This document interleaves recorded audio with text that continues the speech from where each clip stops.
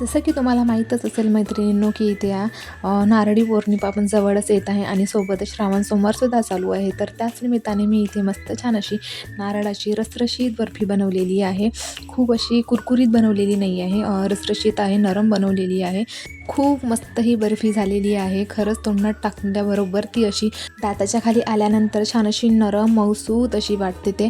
तर या पद्धतीने मी इथे नारळाचा जो बुरा असते ना, त्याच्यापासून मी इथे ही बर्फी बनवलेली आहे आणि खरंच खूप मस्त बर्फी झालेली आहे. तुम्ही व्हिडिओमध्ये बघत असाल, मी तुम्हाला अशी तोडून दाखवत आहे आणि किती अलगद हाताने तुटत आहे आणि आतमधून छान अशी रसरशीत आहे आणि बाहेरून थोडी अशी कोरडी आणि क्रिस्पी आहे. म्हणजे जास्त क्रिस्पी नाही आहे, थोडी क्रिस्पी आहे. तर या पद्धतीने मला हे जास्त काळ टिकवायची नाही आहे, कारण तुम्हाला माहीतच आहे, कारण उद्या परवाला रक्षाबंधन आहे आणि कितीतरी बर्फी आपल्याला बनवायच्या आहेत. त्यासाठीच मी इथे जास्त काळ टिकवणार नाही आहे ही बर्फी. तर म्हणून इथे कमी प्रमाणामध्ये बनवलेली आहे. तर नमस्कार मंडळी, मी धनश्री. स्वागत आहे तुम्हा सगळ्यांचं माझ्या यूट्यूब चॅनलमध्ये. आज मी इथे घेऊन आलेली आहे मस्त छान अशी रसरशीत बर्फी. तर व्हिडिओ आवडला तर व्हिडिओला लाईक करा, चॅनलला फॉलो करा आणि व्हिडिओ शेवटपर्यंत बघा. 2-3 तुम्हाला मी टिप्ससुद्धा सांगणार आहे त्यासाठी. तर सगळ्यात आधी मी इथे 2 चमचे तूप टाकून आधीच गरम करायला ठेवलेलं आहे. तर त्यासोबतच इथे मी 2 वाटी इतके खोबऱ्याचा कीस घेतलेला आहे. त्यातला कीस आहे. तुम्ही हवं तर इथे ओल्या नारळाचा सुद्धा वापर करू शकता. माझ्याजवळ हेच अवेलेबल होतं, तर त्याच गोष्टीमध्ये मी इथे ज्या गोष्टी माझ्याजवळ अवेलेबल होत्या त्याच गोष्टीमध्ये मी हे बर्फी बनवलेली आहे. तुम्ही याच्यापासून इथे लाडूसुद्धा बनवू शकता आणि इथे छान अशी रसरशीत बर्फीसुद्धा बनवू शकता किंवा तुम्ही इथे छान अशी क्रिस्पी बर्फीसुद्धा बनवू शकता. पण मला ही खूप जास्त काळ टिकवायची नाही आहे बर्फी, त्यासाठी बर्फी इथे मी नरम बनवणार आहे.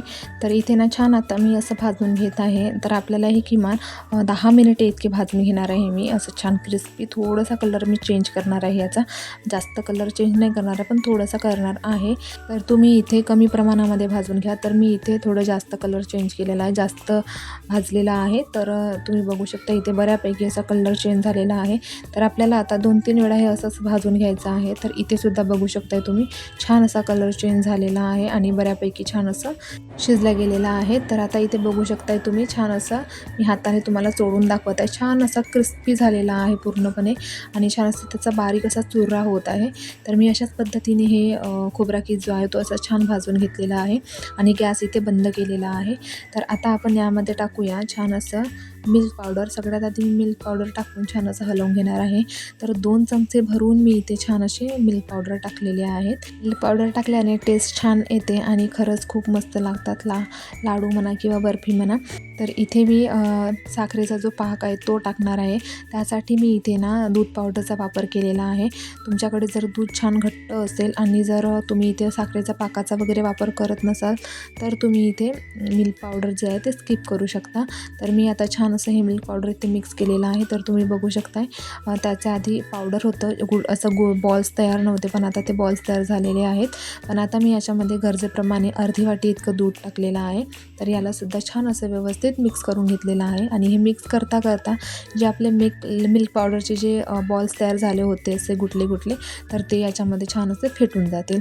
तर आता हे असं छान आपल्याला मिक्स करून घ्यायचं आहे आणि मग नंतर याच्यामध्ये मी साखरेचा जो पाक आहे आपला तो मी याच्यामध्ये थोडा गरजेप्रमाणे टाकून घेणार आहे. तर आता हे छान व्यवस्थित याला आधी मिक्स करून घेते आणि मग नंतर याच्यामध्ये मी पाक जो आहे तो टाकून घेते. तर इथे ना माझ्याकडे नॉनस्टिक पॅन किंवा कोणतंही नॉनस्टिक भांडं नव्हतं, तर त्यामुळे मी इथे या स्टीलच्या याच्यात बनवत आहे. तर तुमच्याकडे नॉनस्टिक भांडं असेल तर तुम्ही ना ते घ्या, ते अतिउत्तम होतं बनवण्यासाठी. असे पदार्थ, गोडाचे पदार्थ अजिबात खाली चिकटत नाही आणि खूप छान होतात. हे जास्त इथे फार चिकटलेलं नाही आहे, पण तरीसुद्धा थोडंफार चिकटतं आणि ते आपल्याला मग फिरवायला थोडं जड जातं त्यासाठी.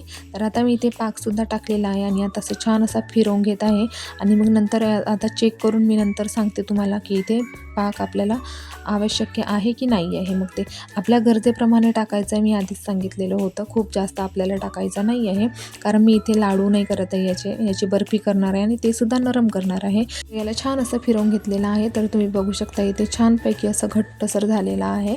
तर तुम्हाला जर लाडू बनवायचे असतील ना तर थोडं इथे 2-3 मिनिटे आणखी जास्त शिजू द्या पाकामध्ये, म्हणजे ना आपल्याला लाडू बनवण्यासाठी ते अतिउत्तम होतं.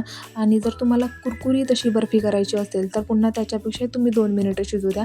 म्हणजे ते कुरकुरीत अशी बर्फी होते. बाहेरून छान अशी कुरकुरी होते आणि आतमधून छान अशी रसरशीत राहते. तर त्या पद्धतीने जर तुम्हाला करायचं असेल तर तुम्ही इथे 5-6 मिनिटे छान असे व्यवस्थित शिजू द्या. ते पण साखरेच्या पाकामध्ये छान आपल्याला शिजवून घ्यायचं आहे.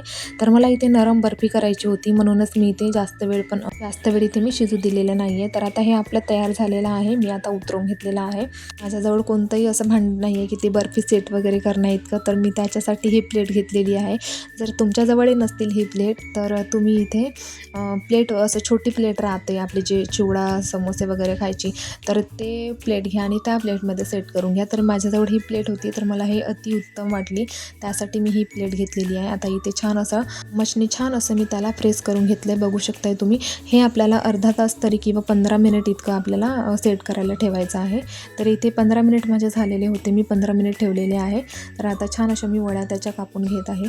गरम असतानाच इथे आपल्याला वड्या कापून घ्यायच्या आहे. खूप असं जास्त हे बर्फीचं हे मिश्रण जे आहे ते सुकल्यानंतर जर आपण वड्या पाडायला गेलो तर मग ते तुटतात.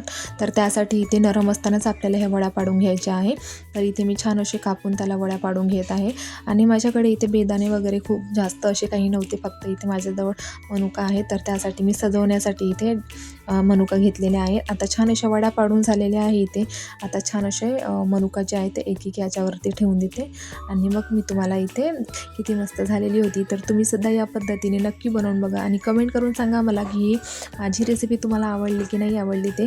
आणि तुम्हीसुद्धा ट्राय करून बघा आणि ते सुद्धा मला कमेंट करून सांगा की तुम्ही बनवलेली माझ्या पद्धतीने बनवलेली तुमची रेसिपी कशी झाली आहे ते. तुम्ही इथे जर पहिल्यांदासुद्धा ही बर्फी बनवत असाल तरीसुद्धा अगदी छान होते आणि खरंच खूप खायलासुद्धा टेस्टी लागते. पहिला प्रयत्नसुद्धा व्यवस्थित बनणारी ही रेसिपी आहे आणि सगळ्यांनाच जमते, लहान मोठे सगळ्यांनाच जमते आणि तसंही खूप अगदी कमी वेळातसुद्धा बनते आणि कमी साहित्यातसुद्धा बनणारी आहे. आपल्याजवळ ज्या वस्तू अवेलेबल आहेत त्या वस्तूमध्ये सुद्धा ही बनणारी रेसिपी आहे. तर इथे मी छान अशी वडीसुद्धा काढून घेतलेली आहे आणि तुम्ही इथे बघत असाल की छान अशी मी नरम वडी बनवलेली आहे आणि खरंच खूप अलगद हाताने ही वडी जी आहे ती तुटत आहे आणि खरंच खायलासुद्धा खूप मस्त लागते. एकदा ही रेसिपी तुम्ही नक्की ट्राय करून बघा. तर इथे मी तुम्हाला वडी तोडूनसुद्धा दाखवते. तर तुम्ही बघू शकता इथे छान अशी चारही बाजूनी छान अशी जाळीदार वडी झालेली आहे आणि सोबतच अगदी अलगद हाताने मी हे वडी तोडत आहे आणि अलगद हाताने हे असं कुठेही मला जास्त जोर लावावा लागत नाही आहे. तर व्हिडिओ आवडला तर व्हिडिओला लाईक करा, चॅनलला सबस्क्राईब करा, जेणेकरून माझे सगळे व्हिडिओ तुमच्यापर्यंत पोहोचतील आणि व्हिडिओ शेवटपर्यंत बघितला त्याच्याबद्दल खरंच खूप धन्यवाद. चला तर मग भेटूया अशाच एका नवीन रेसिपीसोबत पुन्हा एकदा. तर